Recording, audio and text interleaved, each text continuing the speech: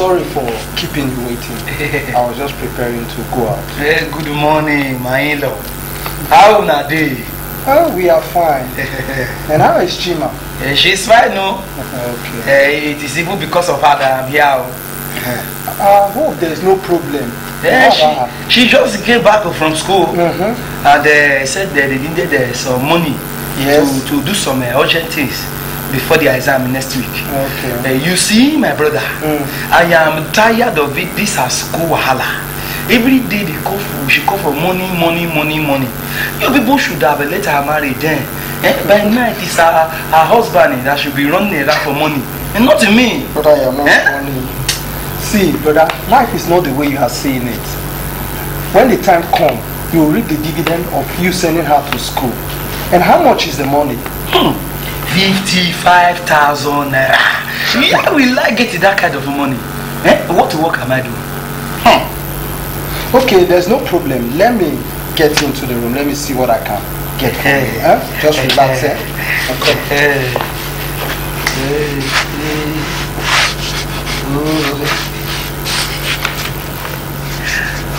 Okay.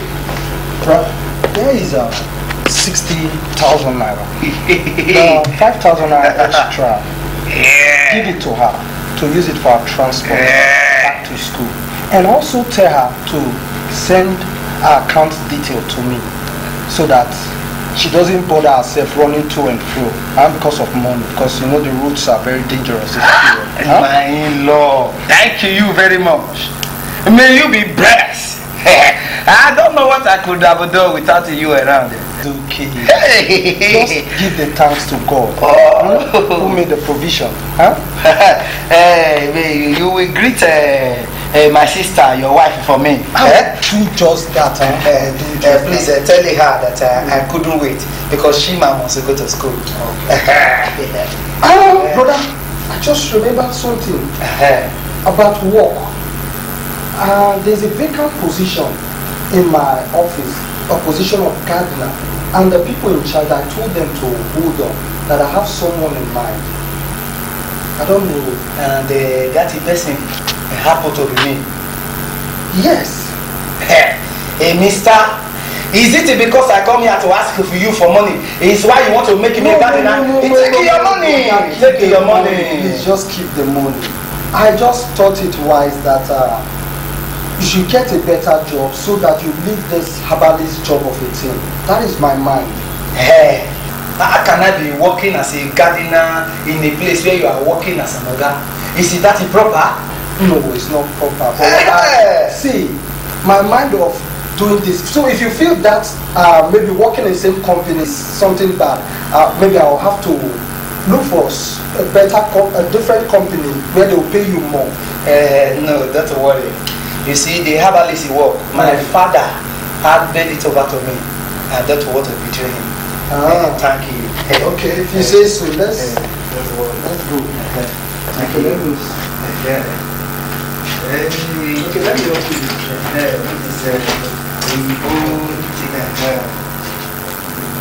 Okay.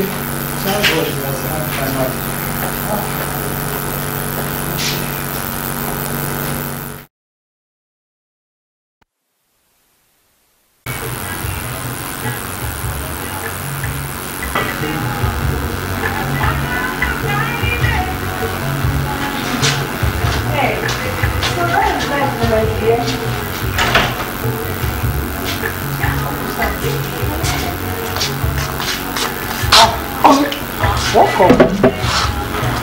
Welcome. What is the matter? Why are you looking like this, honey? That's me, sir. Good afternoon, Mama Amaka. Please, sorry. How is Amaka and the brother? Well, fine. Returning there. Oh, dear. How you feel me? What is happening? Mama Amaka, what is wrong with my wife? Listen. You started again now. Oh. Why is it that I told you to stop giving my brother money, but you won't listen? Is he your brother? It's not my brother. He's not your brother. She is my brother. Yeah. I know him more than you. Okay. So allow me. When I tell you things, you should listen. But you still kept on repeating the same thing you said the other day. You just gave him money the other day. The money I gave to your brother, he told me that it's for Chima's school need. Chima's school fees indeed. Chima's school need. Hey, Mama Amaka, see, there's a problem here. He comes here with all kinds of stories to my husband. He comes here with all kinds of stories. And my husband will not bother to verify first. See, I've always told you to put me to allow me verify his words first. You fall for every one of his lies. See, when the punishment of God will start raining upon you, I will not be a partaker. Partaker of what, woman? Partaker of what? You don't know? The Bible says that those that worship idols, and my brother is an idol worshipper, and those that support them in any way financially, which you have become a supporter, that is what you are now. This woman, stop speaking in parables. Yes, I want you. Your wife can see very, very angry. Angry about what? Yes, because she had a reliable sisters. You gave your brother-in-law some money to host this traditional healers and herbalist association in this state. Me, myself? Yes, sir. We heard that you gave him 60,000 naira. Oh, and he used part of that money to dedicate to his idols, whatever. But and normally, that this meeting is being rotated annually. Yeah. And this year was the same time. Okay. And he came to you. Tell your cock and bull stories, which you fear for. Oh, now I see. So all the money I've been giving to your brother, this is what he has been doing with all the money. My brother is a crook. He knows I will not be in support of your giving me money in any way. Dear, please don't be angry. This is what you are going to do for me. Seriously angry with you. I am seriously angry with the both of you. Please, my brother help me find out if Chima is in university. You won't listen. Chima at where? Find out for me the department and the faculty he is. I should go and find out if Chima is truly in school and the department. Who has that time? If you do that for me, will that solve the issue that you gave him money to start hosting? My dear friend, it's not this matter is not enough to bring. It's enough to quarrel. That money has been dedicated to some kind of gods. See, I'm not finding out anything for you. My friend, let me tell you. Okay. The most important thing is that Veronica has a story to me. Mama Amaka. But that passing message to me, Mama. Okay. He will not listen. You can keep on dishing money to him the way you please. I'm not a partaker.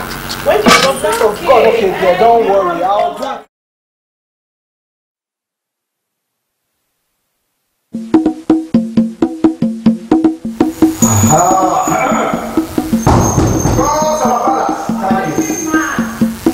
Who is it? Come in. It's me, Papa Chima. What is the matter? It's Chima, just his friend. Chima. Oh, Chima, can you stop? Chime. I'm bringing her here. Chime.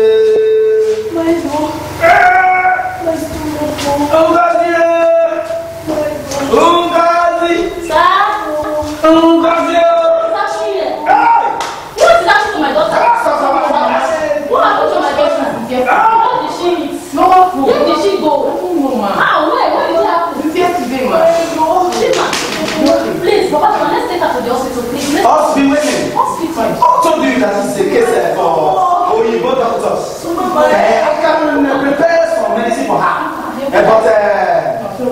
Do you have a 6,000 naira? Oh my head. You want to get out of money from? Let's take her to the hospital.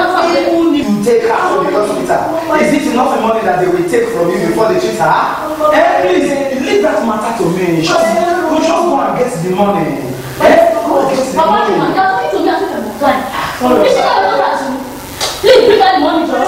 If you don't have anything to do about this matter, just go.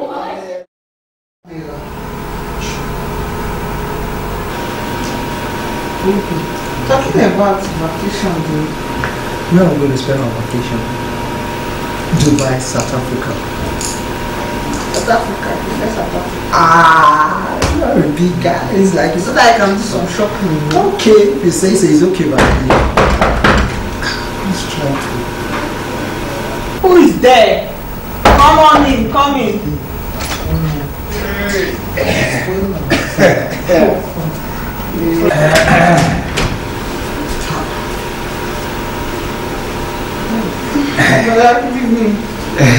Now, good evening, my people. How are they? We are fine. How is Shima? Is she back from school? How did you know? Are you a prophet? How are my children? Well, they are fine. They have gone for extra morals. Extra what? I mean home lesson.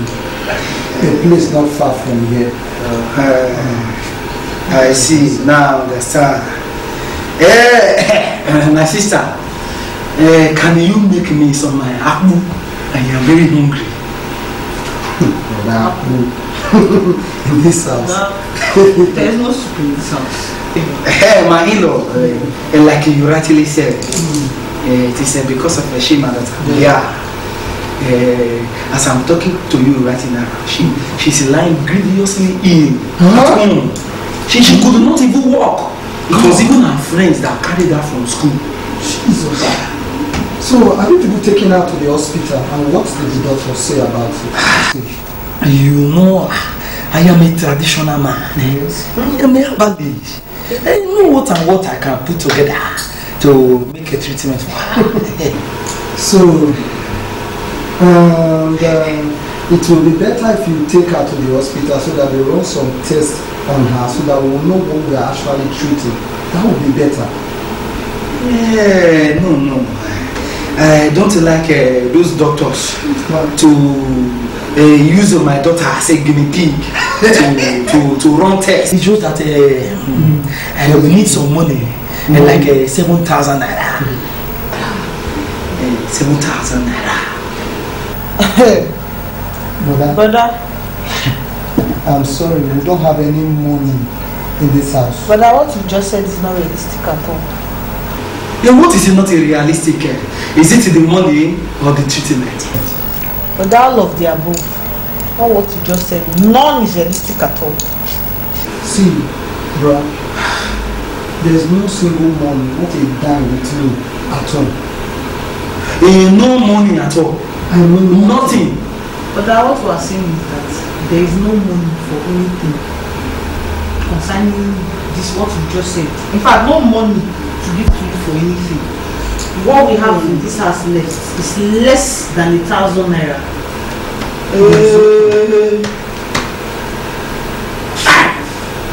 No money.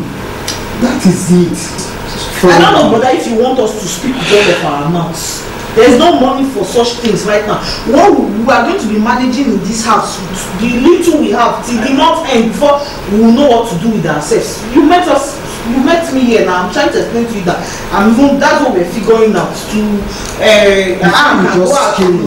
To put one or two things together for my course. Before you came in, you mentioned this. Now there is no money. You're asking us if we have before, we don't give you before. Have money for such Okay, things. brother. Take out, It is well. Should I see you off? It's late. Besides, I've not seen you off. Okay, thank you. Send me well to Chima, It's late. We would have come to say hello to her by now. You know the roads are not good. Thank you. Bye.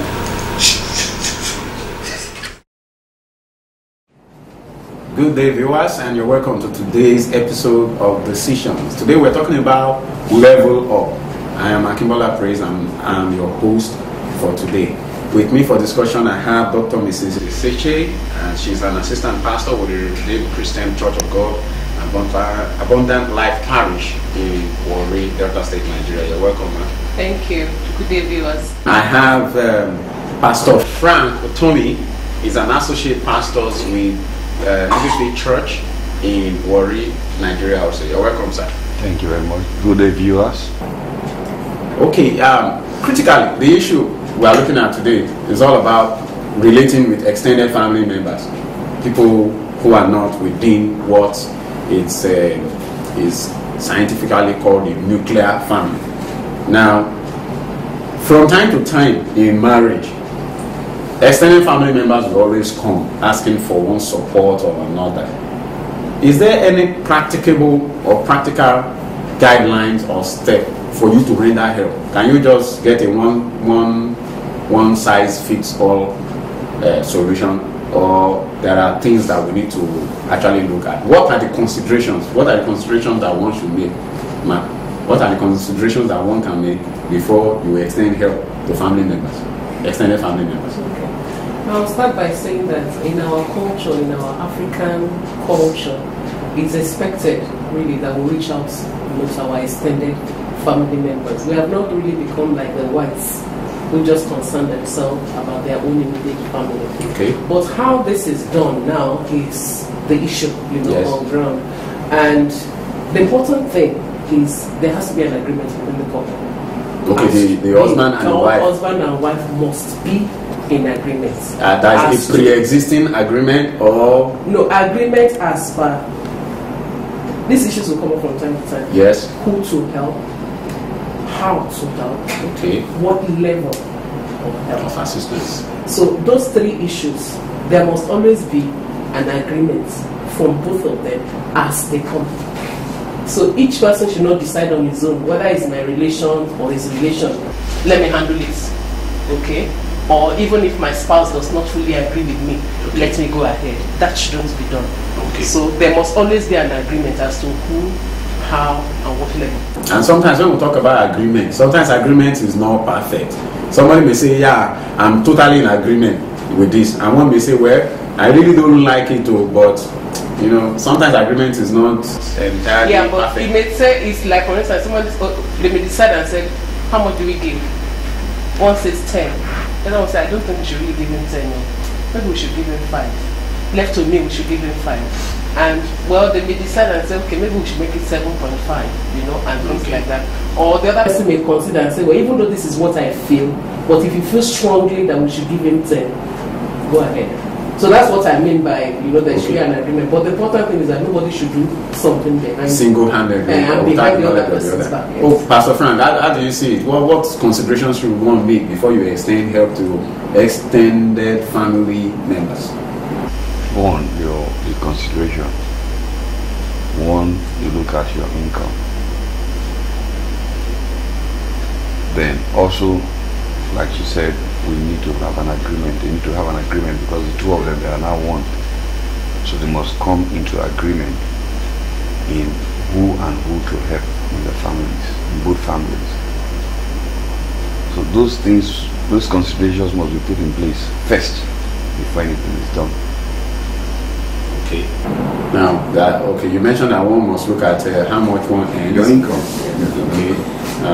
So that's regardless of whether the person that earns more is maybe the husband or the wife. Sometimes there are some women, they earn significantly more than the husband, and so they should not in any way, because of that, maybe try to have the upper hand in helping.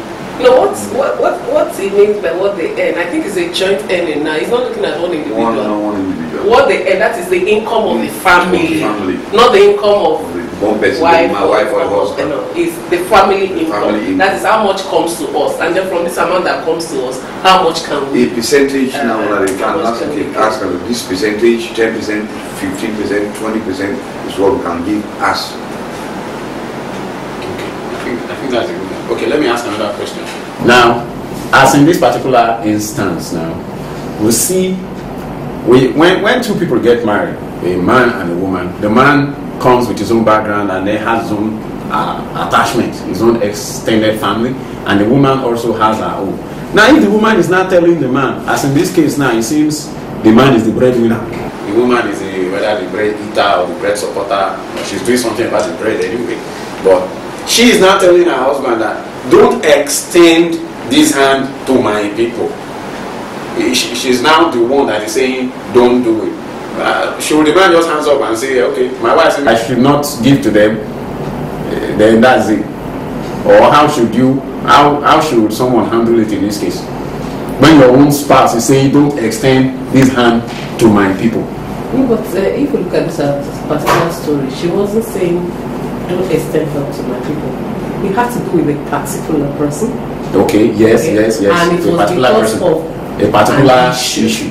So it wasn't a general thing, she was saying. It was okay, but what I'm trying to dig out because that issue, which is on ground now, could have also been from the husband's side. Yes. Okay? Yes. And she might also take that kind of decision. So I don't think her taking that decision has to do with because it's from my side. Okay, but it had to do with what was being done. If we look at the scenario, it seems there's some extent of communication and some extent of agreement between the husband and the wife. At least they came together to agree that this man is doing fetish things with the funds we give to him. Let's not give him again. So that means there's some kind of agreement. Yes. But what I'm trying to say here is that despite the fact that there's a kind of agreement, we're not seeing one person trying to deviate from that agreement because he's having other thoughts.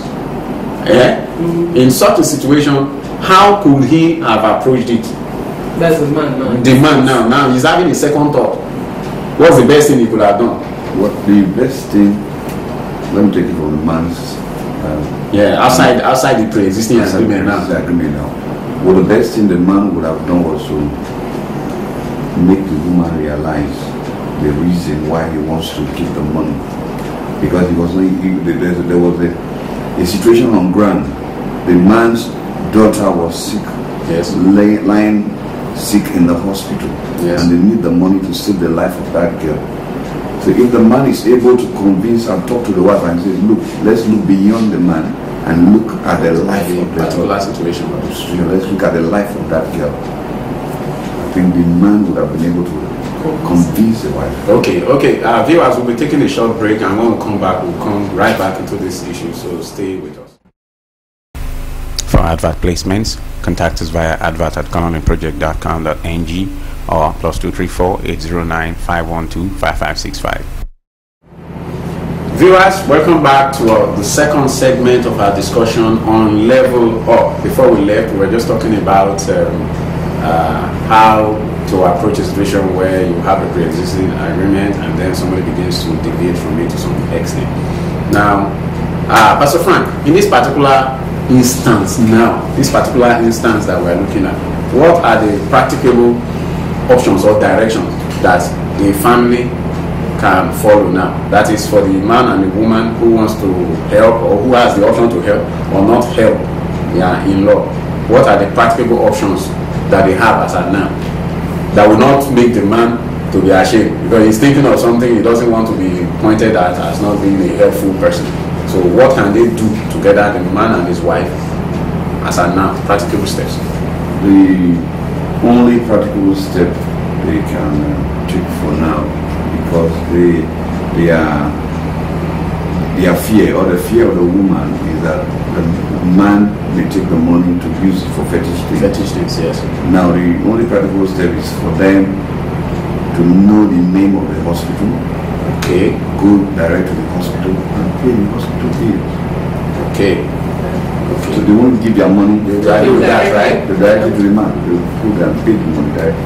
Okay, that's good. But will the man not feel slighted as if he's not being trusted? I don't think the decision, whether he has any option. As a Christian, yes, I'm looking at myself now in that situation. If I have somebody who is into fetish things, I won't hide my feelings about it from him. Okay. I won't hide the fact that I'm not ready to use my resources. You advise them not to support his fetish. That wouldn't be hidden. Yes. So my coming out to say I would rather pay the bill rather than hand you over the money. He knows why I'm doing that. He knows it is because I don't want my money diverted into any of his fetish practices. And I think in this situation, he could say whatever he wants to say. What is important now is that the life of that child is safe. Okay. Well, somehow he's not even in a position to say anything because Yes, his primary concern now is for the child to become well. Okay. Something comes to my mind. How wicked can somebody be before we choose to say, I'm not going to extend help to somebody again? Can somebody be so wicked to us, or well, let's just keep helping? Or how wicked, how bad can somebody be to you before you can now say, you can now make such a decision that I will not give somebody my money again? If you look at the scriptures, really, how wicked can somebody get? I would say as wicked as people got to Christ, because it remains our example, really. Will anybody has that level of wickedness now? No, how wicked can somebody get? I feel that the reason I ask the question is because some people get pushed to the wall. Yes. So this family now, somehow they got pushed to the wall, and everybody's wall is different. Yeah. So, but what as a Christian, what can you say should be a wall that I should get to? And if everybody looks at it, they will say, yes, you have really been pushed to the wall. That's what I'm asking. I understand. Now, I'm even of the opinion that if it was not that child that was sick, if it was the man himself that was sick, as Christians, they shouldn't turn their back on him. Is that true, Brother Frank? That if it is what is the fetish man? Yeah, that's what I'm saying. If he was the one that was lying critically ill at the point of death, as Christian, you should still help him. You wouldn't look at him and say, look at all the wicked things he has been doing. In fact, it is better for him to die. And I will not contribute any cover to make him live. Some of us as Christians, we like to pray, oh, this is my enemy, die by fire. No. No, it means you don't know your enemy. The only single enemy every Christian has is the devil, Satan. It's not the next person sitting by you. I love that. But many people see the agents of the devil as the devil himself, and they pray against their neighbors or something like that. No, we could be cautious. I agree. Okay. But if somebody, no matter how wicked the person is, if it has to do with life and death, you should still extend your hand to him. Hey, I don't have money for this. That's different from I'm dying. Nobody should turn his back to another person at the point of death. It doesn't matter how wicked. Now, as we begin to round up, something came to mind. There are some people who, they are Christians, but they tell some kind of lies. As in, they don't want to give the money for that purpose. They will not say, I don't have money. Okay. They have. It's not that they don't have, but they will not say, I don't have. Is that acceptable? No, what they should say is, I don't have money for what you're asking for. But some are ashamed of saying that maybe because the person they are talking to is a senior person or something, and the person will wrestle them out and they don't want to be embarrassed or something. No, but if you don't want to give, it depends on you. If you don't want to give, you don't want to give. You tell the person. Somebody comes to give you now, maybe there are some people now, they come and tell you, give me money for drink. I tell them, I don't have money for such things. I have money, but I don't have money for such things. Straight to the point. Okay. On a final note, now, is there any danger in helping people without asking deep questions about what they are doing? Because I know there's a portion of the scriptures that says that we should not be hasty on laying hands on people so that we don't become partakers of whatsoever evil that they have done. So if somebody just walked up to you, maybe somebody you've not even met before, and the person just tells you some things, like some people have met me like that before. They will just meet me and say, hey, I'm going somewhere, I don't have money for transport, but my money is not complete, please give to me. And then I give to them. And I've done it to the extent that somebody met me and said, he knows me in church and this and that, and I didn't know him, and eventually gave him money. But just as he left, another person walked up to me and said, what did that man ask you? I said, he said he knows me in church. I said, no, it's a lie. That's what he does in this area. And I felt so bad. And the next time somebody greets me and says, I know you in church, I look critically before I respond. Is there any danger in helping people on a play platform without any deep inquiries? What of you? All right. I think what I would say is that in helping him, and he spent the money on something of like the illustration you just gave, you haven't sinned, you have only suffered a loss. I don't know whether you understand what I'm saying. You didn't sin, but you suffered a loss, okay? So what I will advise is that we shouldn't just be quick, like the scripture says. Get a leading. Okay? Don't just because somebody's like, should I give? I mean, get a leading from inside. And there are times you don't have a leading to, and then you just tell the person, I'm sorry, I can't help you now. At other times, I have told some people, I don't believe your story, but I'll still give you this. I tell people that, I said, this story you're telling me, it's gullible, I don't believe it, okay? But just take this, you know, and close. So just get a leading. Don't just, it's not everybody that just comes around like that. Okay, Pastor Frank, any final word for the man in the question, in the eye of the storm now, and his wife? Any final advice? The final advice, one, speak with the wife. Okay. And also, on the other hand, you should go to the hospital and get a PhD. Thank you very much, sir. Okay, viewers, we've been discussing Level Up, and doing that with me, I have Dr. Mrs. Isichi and Pastor Frank Otomi. Thank you for coming. Thank you. To discuss this with me. And I'm your host. My name is Akibola Grace. I will ask you to please stay tuned with us on the same station, same time next week.